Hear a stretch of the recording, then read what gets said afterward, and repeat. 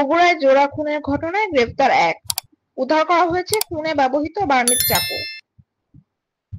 বগুড়া থেকে মোহাম্মদ খালিদের তথ্যচিত্র রয়েছে বিস্তারিত। বগুড়ায় ঘটে যাওয়া রোমহর্ষক জোড়া খুনের ঘটনায় এক যুবককে গ্রেফতার করেছে জেলা পুলিশের গোয়েন্দা শাখা ডিবি। গ্রেফতারকৃত সৈকতের দেওয়া তথ্যের ভিত্তিতে হত্যাকাণ্ডে ব্যবহৃত একটি বার্মিজ চাকু উদ্ধার করা হয়েছে। উল্লেখ্য, গত বুধবার 16 জুলাই রাত আনুমানিক 9:30টার দিকে সদর উপজেলার ইসলামপুর খড়িগাড়ি এলাকায় ঘটে এ মর্মান্তিক ঘটনা। ধারালো অস্ত্রের আঘাতে গুরুতর আহত হন 3 নারী। স্থানীয়রা তাদের উদ্ধার করে শহীদ জিয়াউর রহমান মেডিকেল কলেজ সজিমেক হাসপাতালের জরুরি বিভাগে নিয়ে গেলে কর্তব্যরত চিকিৎসক 2 জনকে মৃত ঘোষণা করেন।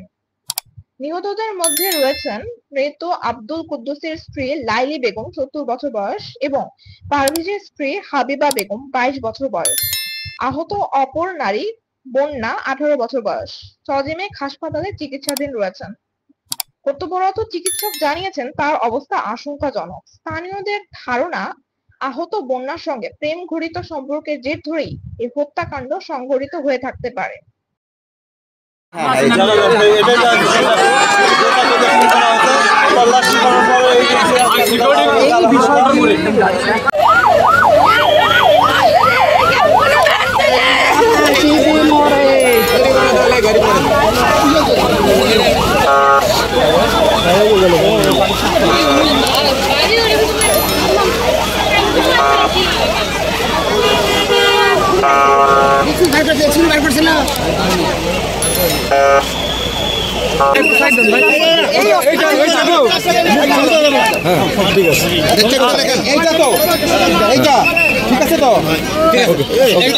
আসামি কি বলছে? আসামি কি বললো?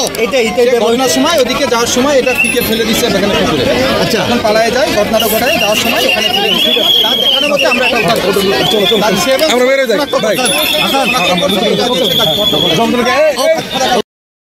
সবাই দেখে যান, সবাই দেখে যান, দেখে যান। আর না পরে